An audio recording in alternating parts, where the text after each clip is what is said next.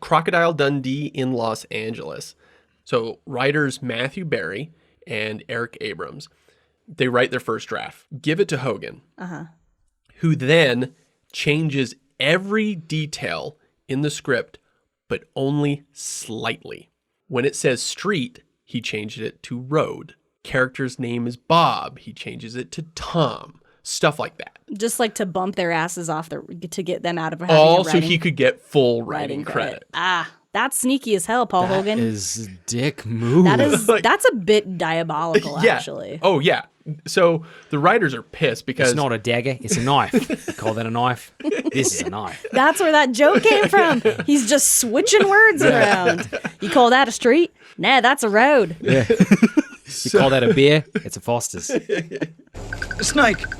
Bloody big snake. It's just a python, you big girl.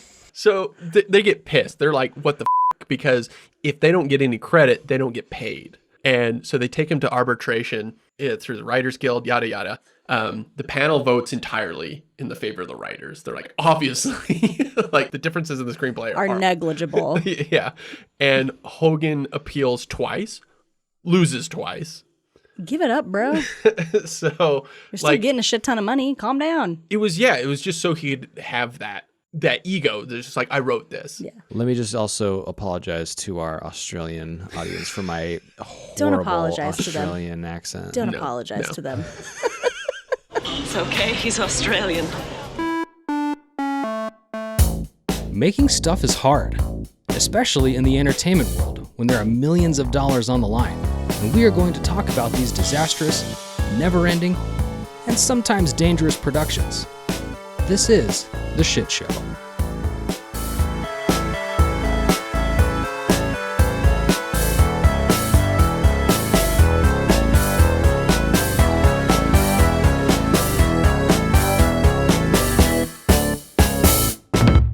Hello, everyone. My name is Ian, and I am joined by Clint. Hello. And Ray. Hey. And this is The Shit Show.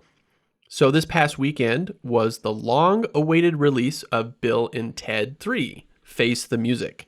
Ooh. Which took an incredible 29 years to come to fruition. 29 years since Bill and Ted's Bogus Journey in 1991. There have been a lot of sequels that took decades to get around to. So today, let's talk other long-delayed sequels. One of the... I was going to say that one of the actors in Bill and Ted's fared much better than the other in the aging situation. Yeah. I'm not going to say who. Well, I think you can guess. Yeah.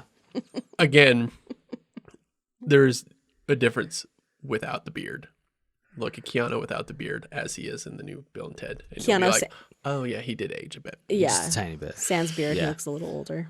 But man, he looks good in Speed, huh? I love Speed. Our agent calls us and he says, you guys want to get into movies, right? Yes. He says, well, you know who Paul Hogan is? Of course. Paul Hogan is a client at the agency, wants to do a third installment of the franchise. I'm one of the agents in charge of putting writers in a room to pitch him ideas for the movie. If you want, I'll throw you in a room with him and you can, get some practice. And yeah, my writing partner and I screw it. Let's meet Paul Hogan. That'll be a funny story. Yeah, of course. And now, but it is still 14 years later, though, you're going into pitch. It's a little, were you a little bit struck by that? Like, why now? I mean, because it's a long gap. I honestly think he wanted to be a star again. And frankly, I think he wanted his wife to do something. So let's start in order of years in between installments, starting with the shortest, working our way up. Again, obviously not going to cover everything. There are some that aren't interesting to talk about. Others I deliberately wanted to hold off on because some of these are franchises that I have future plans for. Star Wars, Die Hard, Terminator, Jurassic Park, a bunch of those. We're not going to talk about those because I have plans for those in the future. Plans. And some of these will be the only time we get to talk about these. First off, Toy Story 3 took 11 years. Again, like Toy Story 2, if you haven't seen my Toy Story 2 video, I suggest you go watch that. It was a shit show. It was .youtube.com. It was going to be Toy Story 3 was going to be a direct to DVD sequel. And there were some story ideas that were floated around. I thought these were really interesting. One of them was they visit Andy's grandmas, and they all start to disappear one by one, like a murder mystery. Oh, okay. What is it? The 10 Little Indians. That kind of style of storytelling. Right. Right. Yeah. So I thought And that then was there were none. yeah. So I thought that was kind of a fun idea. So did it take 11 years because everyone was so traumatized by how hard it was to get Toy Story 2 made? They were like, Probably "Fuck." like they're all stabbing their eyes out. Yeah. Well, they later used that storyline or that idea for Toy Story of Terror. Oh yeah, that's right. That's right. They do. Yeah. Wait, what? That's one of the shorts. We watched it. Did we? It takes place in the In a motel. yeah. And Carl Weathers is the voice of Combat Carl. It's it's only 10 minutes or whatever it is. Oh, Yeah, nope. yeah. It's that escaped my brain immediately. Okay, we're gonna have to watch that again because It's I was good. just gonna say I would watch. That sounds awesome. Yeah, Like it's what a you cool, just full idea. described. Yeah. Then there was another idea of Buzz gets recalled to Japan and the gang ships themselves to Japan to rescue him. Wow. But it's like, let's be honest, that thing was made not in Japan.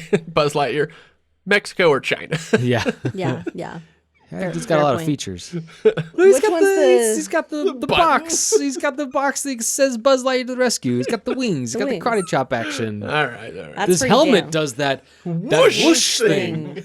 This would not be directed by John Lasseter, who did the first two, and he handed it off to Lee Unkrich, who I remember at the time kind of going, "Who's that? That's the guy that made the first two was Editor. great," and he was like their editor and Yeah. co-director.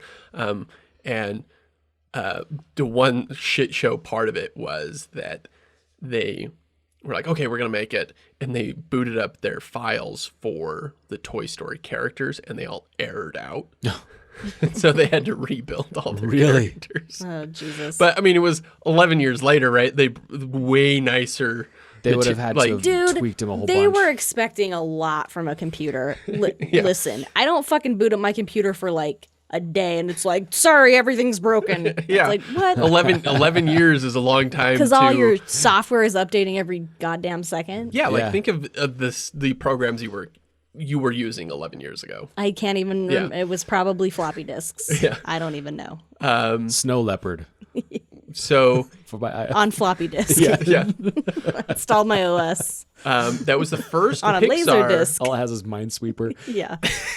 Yeah, that was the first Pixar movie to make $1 billion. So was it worth it? Jesus Christ. Yeah. I mean, yeah.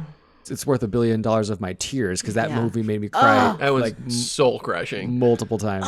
What's heart. actually is kind of interesting. We heart. watched it. We watched them all before the fourth one came out, and watching the third one, it was the first time I'd seen it since the theaters. And the only thing I really truly remember about that movie is the incinerator scene Yeah. and the goodbye scene. And it was just like, oh, there's a whole other movie. There's a whole There's other all part this of it. other. There's all this other plot about Like- the daycare. Yeah, that sequence with Mr. Potato Head in the tortilla Yes. is That's some funny comedy shit. gold. That's great. Okay, so we'll just name. I'll go through these movies and I'll say it. Was it worth it? And you guys can do your bop it and spin it and sounds. Or do we? Yeah. Bum, bum, bum, bum, bum. Okay. Wait, do we want to do it after every one or at the end? It's No, every one. we got a lot to go through. So Lightning that's good. rounds. Go. Okay. Triple X Return of Xander No. Cage. 12 years. Was the first one even worth it? Move The along. first one is so bad. Next. It was like the X Games like meets James Bond. It was stupid. It was terrible. No, but the X Games meets James Bond is called Moonraker. Go watch it. so they at that time Vin Diesel was kind of like, I don't do sequels. And I mean that's funny now, right? Wait. Yeah, there was a time. That's why he wasn't in the second Fast and the Furious. When Vin And thought he that's- was too good for a sequel. and that's why he wasn't in the second Triple X, which they recast with Ice Cube. Ice Cube. So this is what I want to get to. So for the lead up to Return of Xander, the second one, which is State of the Union, there's a short film that they made, and that explains why Vin Diesel's character, Xander Cage, is not in the new one. And so they try to explain, explain this in it. Vin Diesel's not in this short. He's played by his stunt double, and you never see his face. The camera's always behind him. But he gets blown up in an explosion, and only 2 things survive: his trademark coat. Oh my God, those coats. I want to talk about those coats so much. And the skin of his back half of his head and neck, where his XXX tattoo That's fucking stupid. And so like the bad guy lifts it up and is like, oh, this is all that's left of him. And then 12 years later, they make Return to Xander Cage, and then they retcon that and just said that he faked his death. So was he in the explosion? It was like, good thing I have this back half of my skin, throw it, and my coat out the window and run. Like, whatever. Yeah, those coats are apparently fucking indestructible. I need to understand. I need someone who worked on that movie to call into this show and talk me through the choices that were made about that coat. This is the most insane coat you will ever see. Like, please just Google Vin Diesel Return of Xander Cage coat. Okay. It is bonkers town. It's like so much fur and like a big. It's like what a. It's like Bane's coat. Yeah. Okay. On like steroids. Xander Cage coat. It's like a trench. You're right. That's funny because as soon as you say that, like the next image that comes up right next to it is Bane. Yeah, it's like That's funny. it's like a long trench coat with like a big collar, but it's like fur. It's like something Cruella de Vil would wear. Yeah. It's insanity. So this coat that he's wearing, it looks like a sheepskin coat that my uncle got in New Zealand, like in the late 70s, that I have. And that thing is... Whenever you want to be a pimp. Oh my for God. Halloween. No, but it's not as long. Halloween costume. It's not as long, though. But Halloween costume. You want me to be Xander Cage? Please do this. Take pictures of it. It's nuts. Well, anyway. because when you're a secret agent spy, the last thing you want to be is conspicuous. Yeah, right. Like, he walks in to a scene wearing that coat and like some white pants and no shirt, and it's like, what are you doing? Oh, I clicked just on that as you said that. Yeah, it's absolute. It's gross. Like, what are you doing? The movie's nonsense. It's such nonsense. I remember I saw the first one. I don't remember anything about it. But when I saw they were doing a second and a third, I'm like, okay, I guess. I mean, Hollywood. Look, if Hollywood has definitely run out of ideas. If they're like, you know what, we haven't done another Xander Cage movie. Yeah, that guy. And no offense to anybody whose name is Xander, but that's just a dumb name. You're automatically like a dick. Sorry, Xanders of the world. Well, Xander is like both equally like a douchey like bro name, but at the same time like a geeky know-it-all name. Yeah. Like molded into Pick a one. lane, Xanders. Yeah.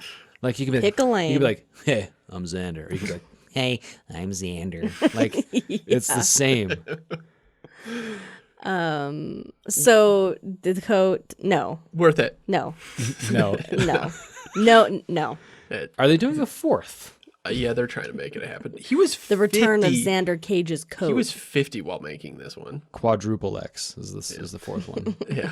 Quintuple X for how old he is. They're just gonna do one every time he hits He's a 50? milestone. He's 50 when they made that. So how the fuck old is he now? He's 53, 54. Oh my gosh. Shit. Anyway. All right, next one. Bridget Jones's Baby, 12 years. So I only bring this one up because we just watched Bridget Jones's Diary. I love that movie. Because January loved it. I made him watch it. And she makes me watch it. And I'm like, that's fine, whatever. I mean, they made 2 sequels. I mean, I remember it being a big hit and whatever. I'm like, okay, fine, I'll watch it. And like 5 minutes into it, I'm like, so this is Pride and Prejudice. and it blew my mind. I have seen Pride and Prejudice 800 million times, and which she also made me watch. Which the I Colin also made Firth, him watch. like 6-part miniseries. Yes. She made me watch that too. He makes me watch Justice League, and I make him watch Colin Firth movies. Yeah.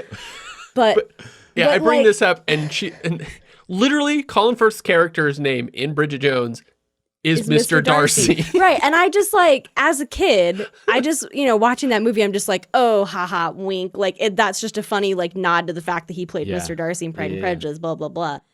And he's like, this is the plot of Pride and Prejudice. And I was like, what? Like my whole reality just like expanded. Well, I can't throw my hat into the ring on this one because I have not seen either of those films. I have a fun, it's not a great movie, I'll be honest. I have fond place in my heart for it because that's the kind of stuff that I liked. Well, not even that I like to watch. That was just like the movies we watched at my house. Mm-hmm. That and Mortal Kombat Annihilation. Yeah. So again, the gaps. I watched the movies in between the movies. The important ones. You know all the movies that everyone else is watching? Yeah. I watched all the other movies. There you go. You were always the ones late to the theater. Sorry, it's sold out. Well, I guess we'll see Mortal Kombat Annihilation. Or no, it was more like go down to the Draper Video. What's on sale at the Draper Video? Yep. Just like some bin of VHS tapes. Look, there was a 2-year gap between Mortal Kombat and Mortal Kombat Annihilation, and that was not enough time. I didn't even know there was a 2-year gap because I didn't know the first one existed. Finding Dory, 13 years.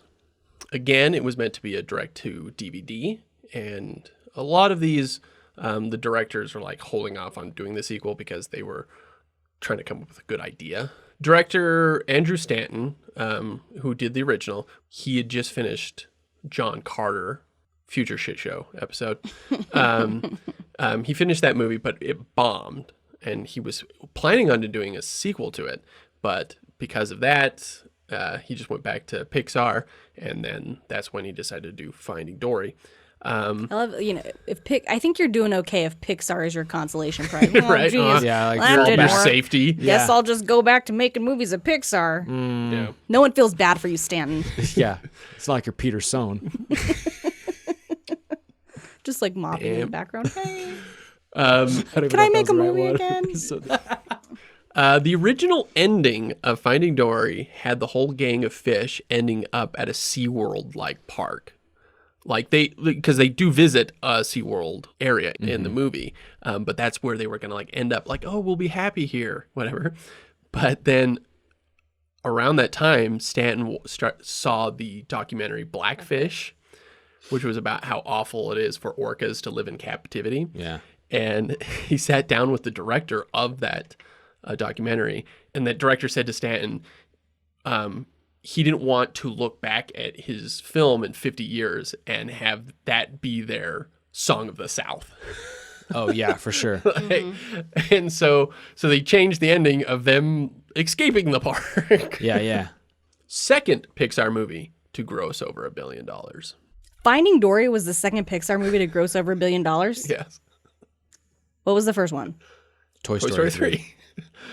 And then Finding Dory? All right. No, listen, we'll you all need to get your Pixar. priorities. We have one more to go for Pixar. with the Finding Nemo and Finding Dory, like you'll be surprised at how like much kids love those movies. Like I'm not the biggest Finding fan. I thought Finding Nemo was Finding Nemo was really fun. I love the sharks. I thought it was really good. Finding Dory, I was like, okay. I mean, yeah. It's clever, but it wasn't like, Yeah. it wasn't chart toppers for me, But you like kids love they it. love Just it. go nuts for that's that's probably why, because of all the toys and all the shit they sell. Or was it just the movie itself? Just Just a movie. Damn. We'll have one more Pixar to cover here in a minute. Crocodile Dundee in Los Angeles, 13 years.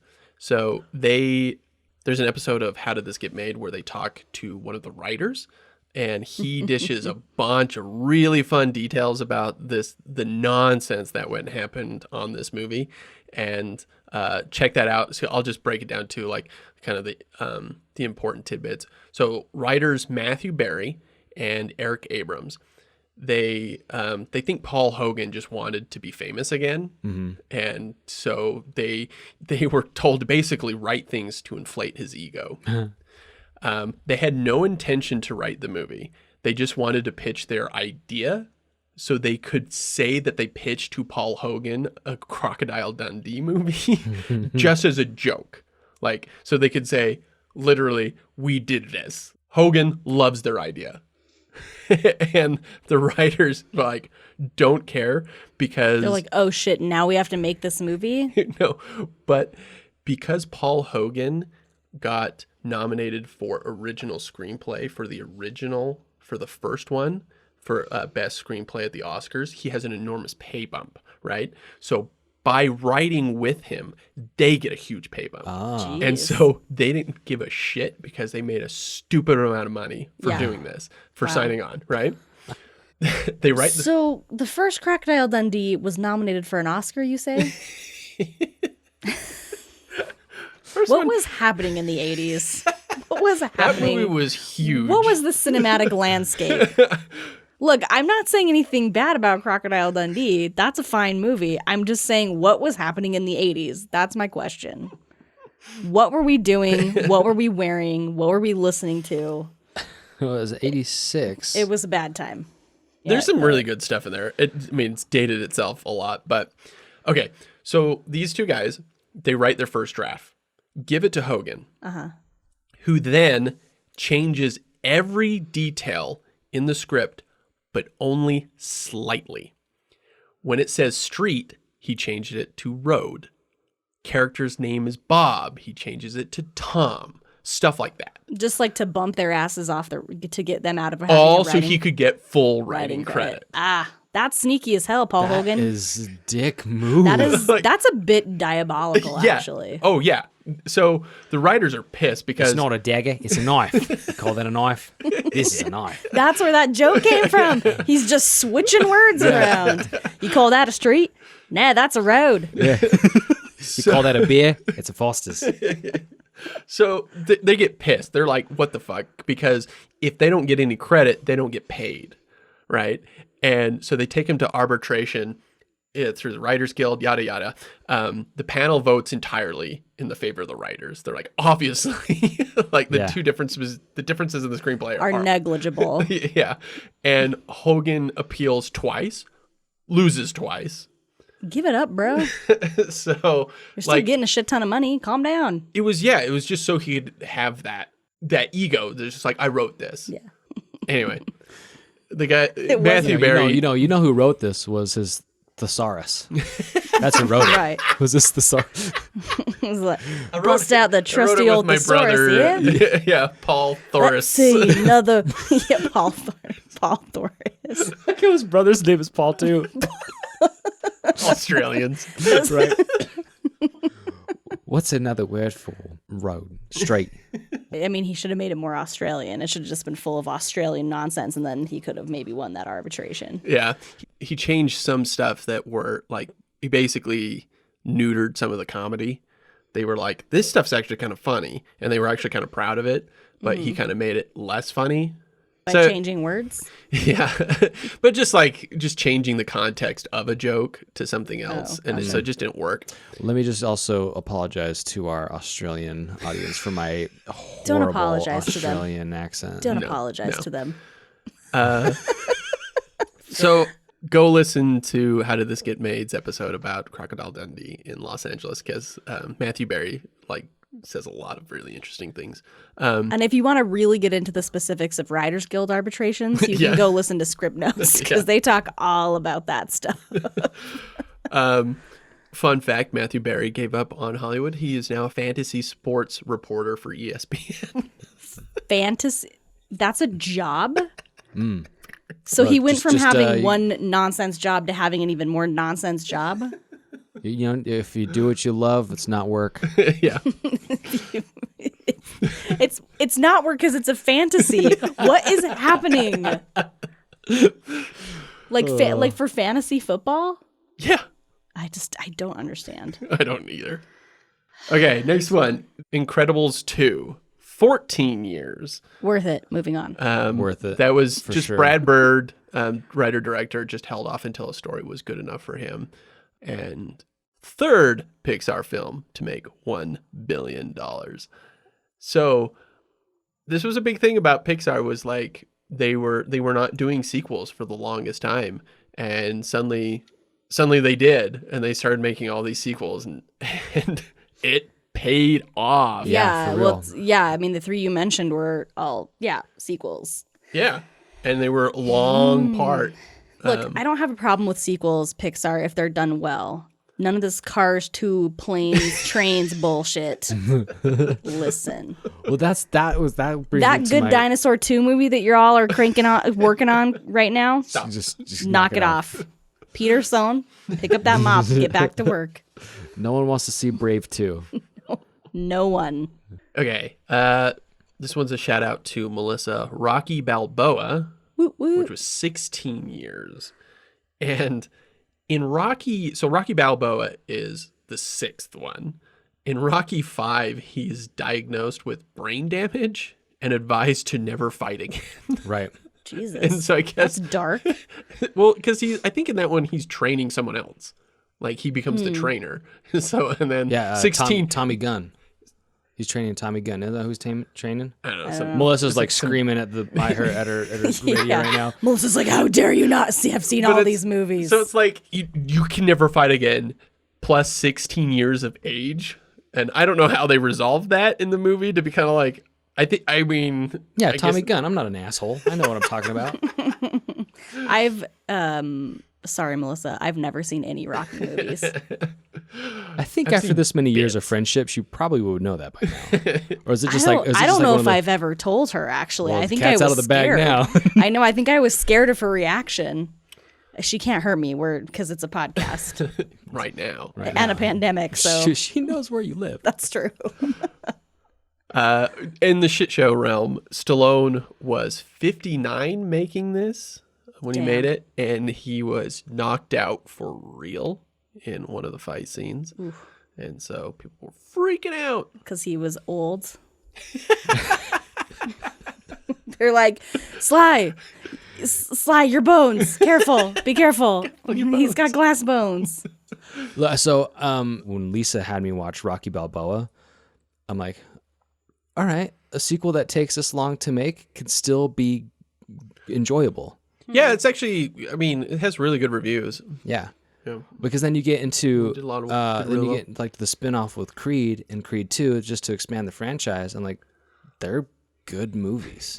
I like both of those. I think it's really funny because if you actually go back to them, so Rocky Balboa is kind of like it's a current day, and then Creed is a spin-off of that, and like that makes a lot of sense. And but literally like Rocky 4, or I think it's Rocky 4, Rocky buys a robot who like it helps around the house. I think so, yeah.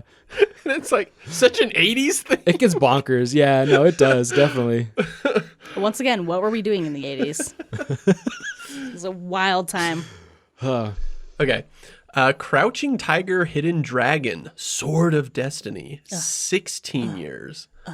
So this was a sequel to a hugely popular and influential film. I love this movie. I do too. The first one. The first one. Yeah, Yeah. I was going to say. And so then they made a Netflix original, Boo. and it was announced to be on the service the same day as it would be in theaters, and all the theater chains were like, fuck that, and refused to show it. Yeah. Yeah. Look, Netflix, I pay for you and I love you. You got some great content, but just calm down. All right. I don't know Hello, how Netflix, you're greenlit. Have you seen that South Park episode? No. There's like a whole, hello, Netflix, you're greenlit.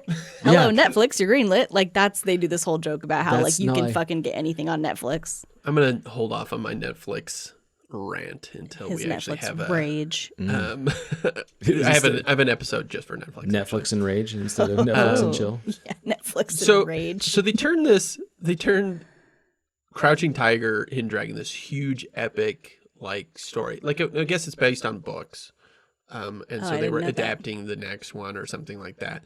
And so that movie, the original, was such like this huge epic. It's iconic and Yeah. really influential, and like Yeah. the martial arts and the style and the cinematography and like the stunts were so amazing. Yeah, and so it's directed by the stunt coordinator, and That only They works made for a- John Wick, all right? Yeah. yeah, it doesn't. I was gonna say translate. like, But- but then I'm like, oh wait, no, so John Wick worked out fine. I said it doesn't translate, but literally, it's like a 96-minute turd filmed in English, Oh, really? not Chinese. Boo, double So it's boo. this full Chinese crew who were forced to speak English. Did it have the same Why? cast? Only one, Michelle Yeoh. I think. Michelle Yeoh. Yeah. She's great. But So, but why though? Was the stunt coordinator English? I don't know. I can't imagine the stunt coordinator He's was Chinese. a white guy. No, Yeah, he's Chinese. I don't know. It's stupid. that is very stupid. I hate everything about it. Okay. All All right, now moving on. what you think? One thing you really hate. Here we go. Split. 17 years. Split. That's the movie with James McAvee. Yes. right? Yeah. Yes. Backstory. Okay, so M. Night Shyamalan makes this huge splash with not his first film, but his big Hollywood one, which was The Sixth Sense. It was up for Best Screenplay, Best Director, Best Film at the Oscars. Like, huge movie. But I feel like he did a little bit of a Orson Welles thing here because he just worked his way down. Then he did Unbreakable, which is kind of a cult favorite, and people wanted a sequel for years to it. I think that movie's crazy boring. I don't really care for it. Well, with all of his movies, at least the ones that I've seen, it's got a slow pace. Yeah, it's to very them. slow pace. So then he follows that with Signs, which I hate. The Village, terrible. Lady in the Water, terrible. The worst. The Happening, god awful. Oh my god, have you seen The Happening? I It haven't seen is. Is it like the trees are killing you? Yeah. It's the air. I'm pretty sure that like Zoe Deschanel was just so stoned on like painkillers. Literally, in that movie. you watch that movie, She's just just watch like- her in the background. she's just dead-eyed. just like staring at other things. She's not paying attention. There's a part where she just like starts Literally. giggling in the background. Like, it's so bad. Really? She's like fully standing behind Mark Wahlberg, just dead-eyed, like through most of that movie. And it's just kind of like, hello darkness, my old friend. Like you could like lay that track in and like slowly push it on her face and you Well, I just feel like- know I she's feel like like, with, why am I in this? I feel like with a lot of his movies, he must have just like found like the trash pile of like the writer's room of the Twilight Zone. There's like, I could do this. Yeah, because he was like, everybody was like, he's the new Alfred Hitchcock. Like, He's the and twist guy. He's the twist guy. And it was just, the twist. So The Happening, Last Airbender, which was the adaptation of the Avatar series, and which is a beloved series by tons of people, and apparently Last Airbender is considered one of the worst movies ever made. It's Like, garbage. okay. Have Like- not seen. Lisa asked me if I want. She was yard selling one day, and she saw it like at a Blu-ray for like 25 cents. She's like, do you want this for 25 cents? Like, sure. I hadn't seen it when we watched it. We got maybe like halfway through, and I was like, you overpaid. This should have been in the free bin. No, this should not. This should like they should pay me to take it. Take it from Please, someone take this Shyamalan movie. I will take it. Oh god. Yeah, no, it is awful. Yeah.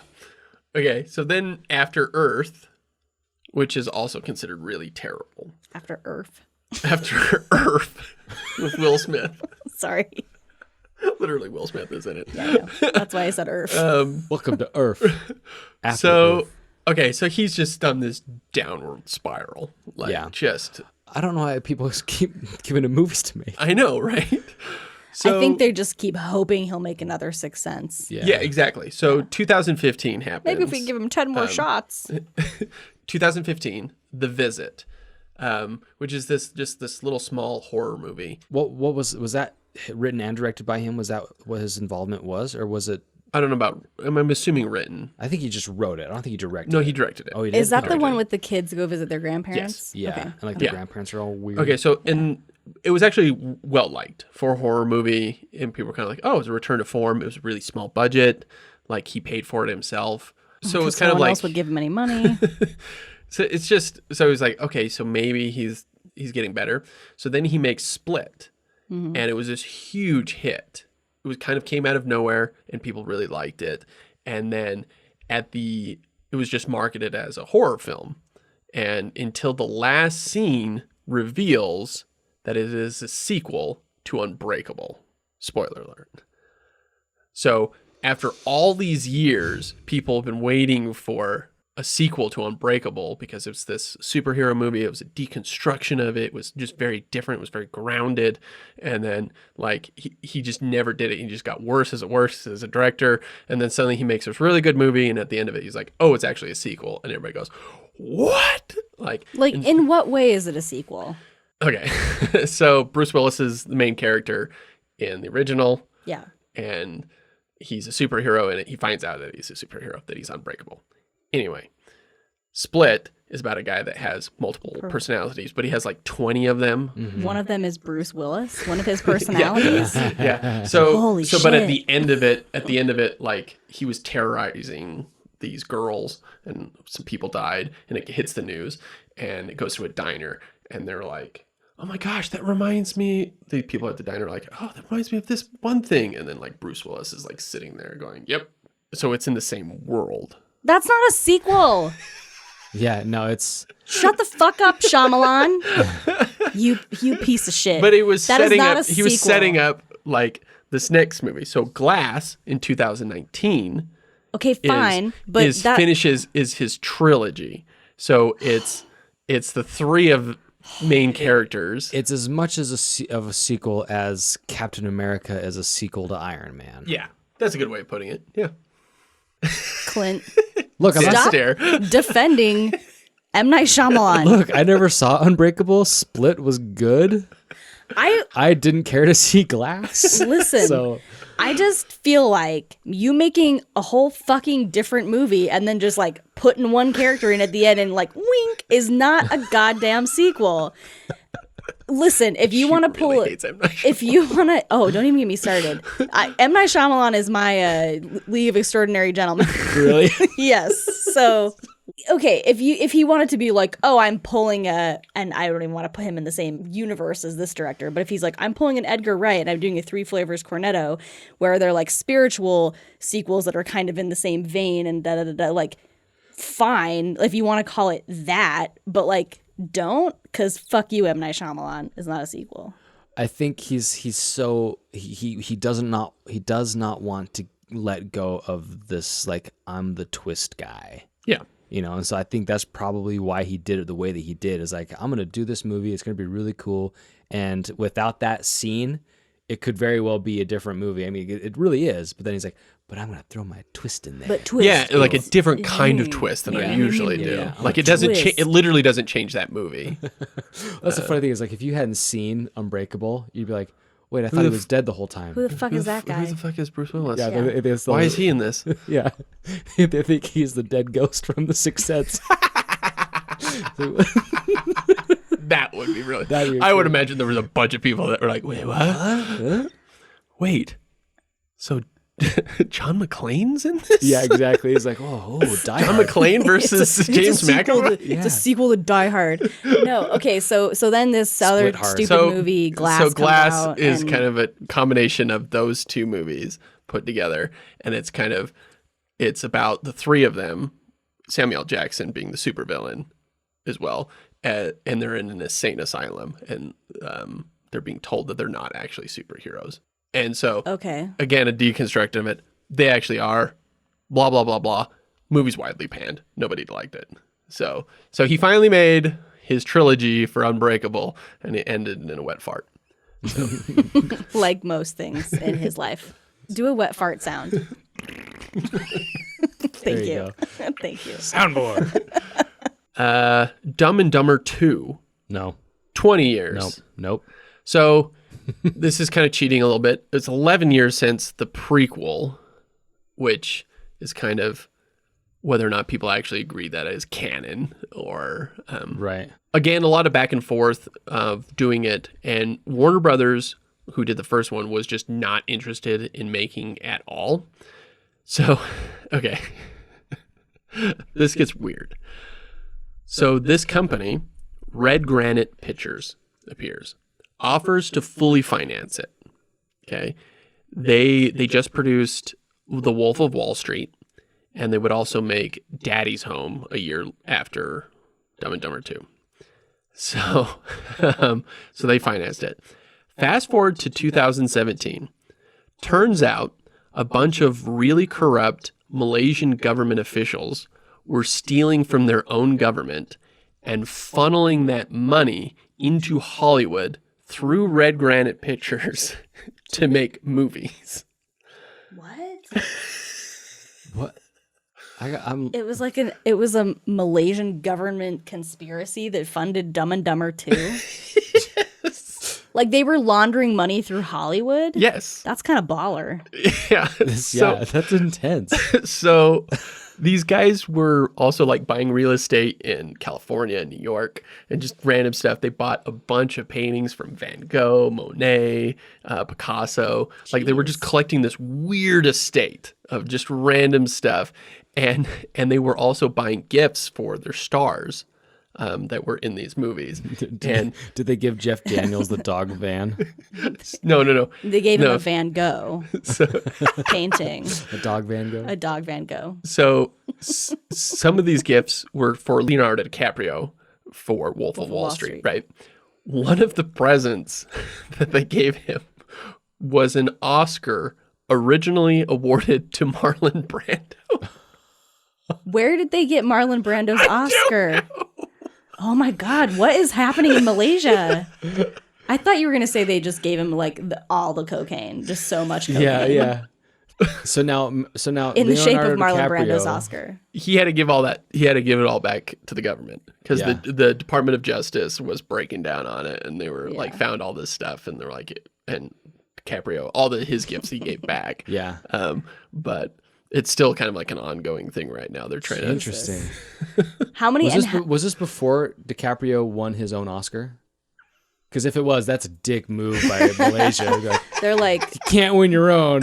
Here's Marlon Brando's for on the waterfront or whatever. We think you deserve one. Here, you can have Marlon Brando's. He's not using it. Also, yeah, but also like, why do you want someone else's Oscar? That's true. I mean, I as an actor, yeah. I mean, if you say, hey, I'm going to gift you Marlon Brando's Oscar, that you want to be like, hell yeah, this is fucking amazing. But yeah, if I was an actor who was really good but was snubbed for years and years and years, and had not, you dick. Dick move, Malaysia. Dick move. Wait, how many movies had this company produced? Like with dirty money? So the Justice Department said it was only those 3 that are under review. Which, let's review them again. Wolf of Wall Street. Yes. Dumb and Dumber 2. And Daddy's Home. All right. With Mark Wahlberg. Those are all interesting choices. That's like, I don't know, one person who owns all 3 of those. Like you either own Dumb and Dumber 2 or you own the Venn diagram of those 3 movies is just Red Granite Films. That's it. Yeah. there's nothing else. There's just 3 circles. There's in very opposite corners of that piece of paper. Exactly. T2 Train Spotting. Not Terminator 2? I know. It's called, I don't know why they did it that way. T2 Train Spotting. 21 years. So some backstory. Director Danny Boyle's first 3 films are Shallow Grave, which we've seen, which Excellent is movie. Crazy dark comedy. Train Spotting and A Life Less Ordinary. All starred Ewan McGregor. Boyle's next movie, his big first big Hollywood movie, was The Beach. And he originally cast McGregor again. They're friends. They work really well together, right? Mm-hmm. But the studio forced him to cast Leonardo DiCaprio. Mm-hmm. And in the meeting between Boyle telling McGregor that he has to fire him and whatever, he has since said that he handled it really poorly. And McGregor handled it poorly? No, Boyle did. And he said it incorrectly. They hated each other. Just became, they were friends, and it just created this enormous rift, and they never spoke to each other again for 16 years. Holy shit. Yeah. Wow. Whew. It's kind of sad. How poorly did he handle that? Yeah, I know. I think what? They kind of talk about it, and they kind of say that it was just kind of like they both took it a little too seriously, and they just never wanted their kind of their egos or their pride just never wanted to talk to each other ever again. It's too awkward. Yeah. So, but then they finally got around to making a sequel to There you go. T2. Tron Legacy, 28 years.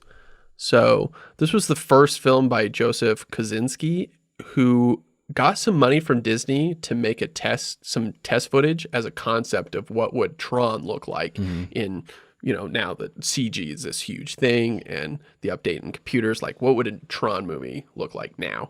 And in 2008 at Comic-Con, Disney just straight up showed this concept video to the masses just to gauge interest. Like they were actually not making the movie. I remember this. Yeah. I watched it. I just watched it the other day, and I was like, I remember this too because it's not in the movie. Yeah, it stars a character that you don't see, and it has a young Jeff Bridges and an old Jeff Bridges in it. But yeah, they just did it just to see if people were like, cool. And it's pretty cool looking. It looks like what the movie ended up looking like, and so it was so well received. They went ahead on making the movie. The first Tron, it's fun. It's not the best, but it's definitely fun. It is weird and it is geeky. Yeah, absolutely. And I think that's probably why I love it so much. Tron Legacy, I was so excited for it because I saw that footage and I was so hyped for it. The movie comes out and there's a lot of things that I like about it. I still like it, but there's I don't know if it was a too many cooks in the kitchen kind of thing because there's so many elements about it. Like that's dumb. That's dumb. I hated Michael Sheen's character. I hate the fact that Olivia Wilde, her character shows the Flynn's kid like, oh, that's his original light cycle. It's still the fastest on the grid. So I'm like, oh, cool. We're gonna see some really rad light cycle chase with this. We're gonna see it's the fastest on the grid. He uses it to ride into town. I'm like, that's bull. I liked Tron's story arc. I liked his whole, like he turns into Rensler. Yeah. I thought that was cool. Yeah. And the planes, the light planes, that was cool. But after that, I was like, the problem with that movie is that it will always be known as the movie that tried to de-age Jeff Bridges to a creepy degree. Yeah. Before Marvel kind of perfected it. Yeah. So that's kind of sad. Well, they Tron 3 is coming out. They announced that. Kind of. If that one ever comes out, I'll talk more about Tron and how they were actually about to make Tron 3 about 2 months before it got pulled. They pulled the plug on it. They were this close to shooting it. Mad Max Fury Road, 30 years. Watch my video. Thoughts? Do it. Yeah, definitely worth it. After I rewatched your video on it, I was like, man, I forgot how much I loved this movie, and so I rewatched it, and I'm surprised at how much I forgot because it was like watching it again for the first time. Like, holy shit, it's intense. Tom Hardy can say so much without saying anything. Yeah, and it is just the grunting and the pointing, and it's so good. Yeah, it is so good. Was it worth it? Absolutely. Yeah, especially if you watch. So Mad Max was good, and I think George Miller did good with it. Road Warrior, I think that was a great sequel. Bumped it up. Road Warrior, I think, is better. It's one of those rare instances where I think the sequel is better than the first one. Beyond Thunderdome. It's tough. It's a weird movie. So it's just one of those things where it's like, okay, well, let's give it time for people to kind of maybe forget about it, and then he revisits it and it's like, this is amazing. To me, that's the best one of all of them. Yeah. Thunderdome? No. Oh, I was like, hold on. Fury Road is the best. Yeah. Oh, absolutely. No, it's Fury Road, Road Warrior. And then I would say Thunderdome, just because I think it's more interesting than the original Mad Max, and then probably the original Mad Max. Yeah. January had never seen any of those. Mm-hmm. I'd seen Road Warrior and remembered most of Thunderdome and never saw the original. But when that movie, I knew that it was going through all those production troubles at the time. So when they released that trailer, and I remember showing it to Jenny Ray, and literally her saying, I need this in my eyeballs right now. Yeah. I was excited about it. Because it's so crazy. Blade Runner 2049, 35 years. Legal rights with Philip K. Dick's estate kept the sequel from happening for years. And some random stuff. Jared Leto was so method, he wore those blinding contacts all the time, the entire time. So he was just blind during the entire shooting of that movie. Jared, it's gonna be okay, buddy. You can let go. I feel like you don't need to prove yourself as an actor just because you transitioned from being in a shitty band. Bro, we believe in you. Listen, I'm not a good actor. Acting for me is hard. I don't think to be a good actor you have to go those lengths. Yeah, you don't have to. Yeah. But I mean, how many of Marlon Brando's Oscars do you have, Clint? Well, as soon as I get in touch with Malaysia. I don't think you know what it takes to be a good actor. No, you're right. No, it's true. I don't. I just think it's I don't understand method acting. Yeah, it's too much. Yeah. Just it's almost, I don't know. I don't want to be a judgmental guy, but I'm going to be one anyway. Hey, this is your podcast. Do what you want. I just feel like it's a very like Hollywood is already pretentious. But I feel like when you talk about method actors, regardless of how good they are, I just feel like they're just so pretentious and like they're doing it on purpose. Yeah. It's just inflate their ego. Especially when it like annoys the shit out of everyone else. Yeah. Return to Oz. 46 years. Have you seen this? Yeah, it's a mind job. Okay. I'm curious about this. Okay, so Wizard of Oz is based on a bunch of books by L. Frank Baum. MGM had made the original 1939 version based on the first book, but Disney bought the rights to all the other books.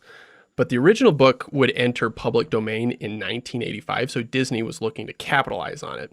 So then Walter Murch, who's just a sound mixer and an editor who just finished Apocalypse Now, pitches the idea. Did you just call Walter Murch just an editor? Sorry. Sir? Sorry. Sir. He's never directed before. Sir. He pitches the idea of continuing the series, and Disney's like, perfect, like awesome. We actually were curious about doing that. So they did have to pay MGM a small sum of money, an untold really, to use the ruby slippers because that was made up for the movie. But other than that, they could do whatever they wanted. Yeah, they were crystal in the books. Yeah. So this is Murch's first time directing, and it's kind of a nightmare. He's working with kids, animals, and puppets, and a lot of claymation. England has laws about, they have laws about how much you can shoot in a day with a child. So filming just keeps... you mean they have child labor laws there? Yeah. Reasonable child labor laws? So the film just keeps falling behind because they can't get that much done in a day. 5 weeks in, Disney looks at the dailies and is like, what the hell is this shit? Fires Murch. George Lucas goes back to being just an editor. He goes back to being the best editor, Clint. George Lucas hears about this, sits down with Murch, thinks everything he's shot is great. He convinces Disney to rehire him, be patient, and if things get any worse, Lucas will take over. Okay. But at this time, Disney was going through this change of command. Like all the people at the top were kind of moving around. So Disney just lets them finish. They're just not even paying attention to it. And so no one cared about the project. So they didn't market it. Huge bomb. But as I was researching this movie, it's a huge cult classic among some people. People like, as you were just saying, mindfuck, like there was literally a video of someone that was like, this movie is the source of all my nightmares. Yeah, no. Have you seen The Wheelers?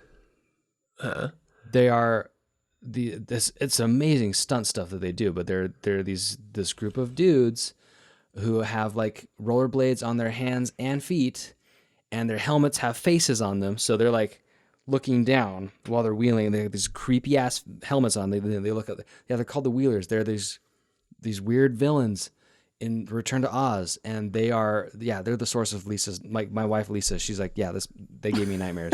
And like our friends that we hang out with from time to time, like, and not a hangout goes by where we don't talk about the Wheelers. That's so interesting. Yeah. I've never seen this movie and never heard of it. I heard of it before, but like no idea that it had like that big of an effect on people. So Murch decided it wasn't worth the trouble directing, never does it again, is still an editor, just an editor today. That's all you need, man. He has 3 Oscars under his belt. Yeah. So. And they're not even Marlon Brando's; they're his own.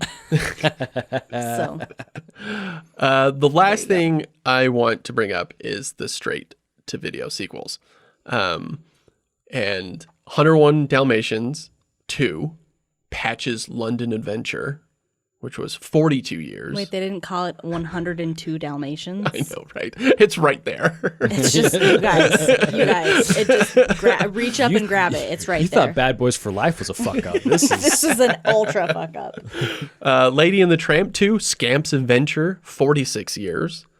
Cinderella 2, Dreams Come True, 52 years. Cinderella 3 actually wasn't that bad. It's time travel. Time travel's involved. What? Yeah, and then Anastasia, the stepsister, is not actually that bad of a villain. She's actually like kind of the protagonist of the Cinderella 3. I did not know this existed, and I feel like I have to watch it immediately. Yeah, Disney give us money. So the oldest one of this entire list is Bambi 2 at 64 years. But the last one I will talk about is Return to Neverland, which is, to continue our theme of actual movies that actually went to theaters, is 49 years between the two. Kind of a troubled production where it went through multiple arms of Disney Animation, and through all of that, they decided to release it theatrically. I don't know why, because at that point, we had all gotten used to this, like, straight-to-video Disney crappy sequels. Yeah. And so when this came out, everyone wondered why it wasn't straight to video. Right. Right. I mean, Aladdin, I've never seen any of these, and I'm assuming you have obviously proven that you've seen a bunch of them. Aladdin Prince of Thieves was pretty good too, because Robin Williams returned to voice the genie. Because in Return to Jafar, it was Dan Castellaneta. I feel like my childhood was pretty full of like Disney movies and direct to DVD Disney movies, and like as a kid you don't distinguish between like this is a theater movie and this is it, because it's just like, oh, it's a movie, and you know, like you go to the video store and rent a video. So like I saw a lot of those, like the Aladdin ones, and I remember Return of Jafar and being like, yeah, that was fun, and then you look at it now and you're like, oh my god, this is awful. Like, but like you don't think that shit. You're just like, hey, it's the characters I like and it's a new story. I do remember seeing Lion King 2 and being like, what the fuck is this? Lion King Flipping 1.5 over. was actually pretty good. It's like retelling of Lion King, but from Timon and Pumbaa's point of view. So that goes kind of clever. It's a Rosencrantz and Guildenstern. Have you seen that? Heard of it?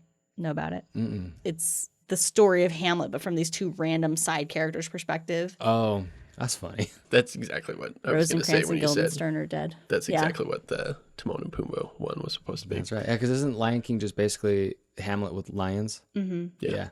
So Lion King 1.5 is Rosencrantz and Guildenstern are dead. Oh my god! This is like the Bridget Jones' situation. I love that it just barely clicked. As soon as you said Rosencrantz and Guildenstern are her characters from Hamlet, I was like, okay. Well, no, because I was just making a joke of like, oh, when you tell a popular story from two other characters' perspectives, I'm like, oh, that's what they did in Rosencrantz and Guildenstern. Not making the connection, because I knew that they were characters from Hamlet, not making the connection that Hamlet is the Lion King. Yeah. And so then when you said that, I was like, that's exactly what they did. It's like they knew what they were doing. Yeah. I don't know, you guys. Flat Earth. I think sequels can be worth it. I mean, Terminator 2 is amazing. But then you get things like RoboCop 4, and it's not good. So I mean, it just really kind of depends on the movie. What do you have in RoboCop 4? It depends on the movie. It depends on the director. I think it depends more on the intention. Like, if you were intending to say, okay, we want to take these beloved characters and we want to actually continue telling stories with them, and we want to be thoughtful about how we're telling these stories, right? We want the characters to grow, like Toy Story, right? You can like look at Woody's arc through all 4 of those movies, and they're all very like tightly knit, and like they're all excellent, and they're telling like a complete story. But most of the time, sequels just feel like a cash grab. It's just like, oh, people really love this movie. Okay, let's churn out like 6 of them, fucking 9 for Fast and the Furious or whatever, as fast as we can because like money, right? And like it just seems like they consistently get shittier because no one really cares because like, you're gonna see this bull crap anyway. Blah, barf it on the screen. You know? Transformers are garbage. Yeah, it really depends on what the intention is, like you said. Yeah. Because I think when Dumb and Dumber 2 came out around the same time was 22 Jump Street. And what they did in that movie is really kind of make fun of what sequels are. Yeah. And they kind of like turn it on its head what a sequel could be. And I think that was very creative. And like Airplane 2 is the exact same movie as the first one. And so it's this weird avant-garde kind of thing. Like, it's genius that it did it. It's not nearly as good, but it's kind of funny that they did that. Back to the Future 3. It's the same movie as the first one. Yeah. I don't know. It really depends. Sequels, worth it? Maybe. Maybe. You tell us. Maybe. Hashtag you tell us. What's your favorite sequel? Yeah, hit us up on Twitter. Tell us what your Last favorite Crusade. sequel is. Last Crusade's your favorite sequel? Mm-hmm. All right. Yeah, I like that. I dig it. I'd say probably Better than Raiders. I would Take say that. for me probably Mad Max Fury Road. What about you? I always go back to Terminator 2. That's such a good movie. But I'm going to go home and watch RoboCop now. 4.